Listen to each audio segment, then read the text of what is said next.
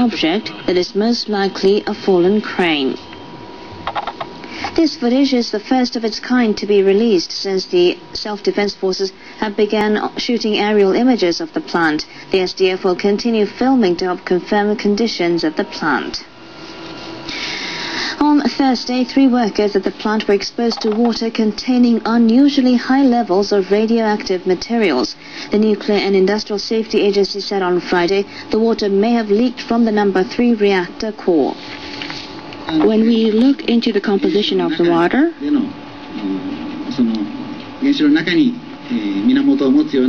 the source of the water seems to be the reactor core.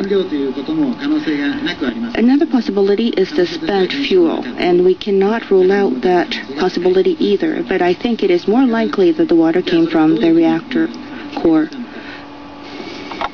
The 3 workers were exposed to the radiation in the flooded basement of the turbine building next to the number 3 reactor building. They were transferred to the National Institute of Radiological Sciences in Chiba Prefecture on Friday. 2 of them were exposed to beta and gamma ray radiation.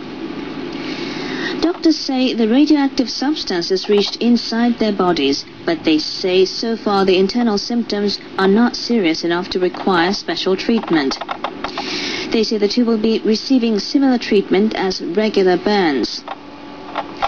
Tokyo Electric Power Company says 3.9 million becquerels of radioactive substances per cubic centimeter were detected in the water and the 3 workers were standing in.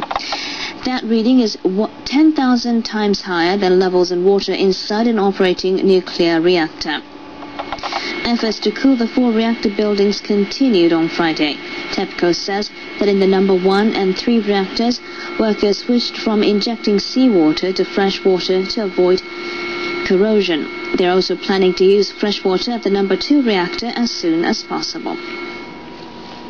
TEPCO says a high level of radiation was found in water collected from the turbine building of the number 1 reactor. 3.8 million becquerels of radioactive substances were detected.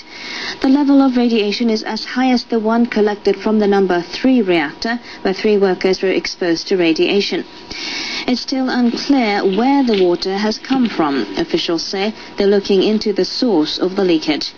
They say people at the number 1 reactor are working only in areas where there's no water. Officials also say they're going to collect water from reactors number 2 and 4 so they can check if there's been any damage to fuel rods.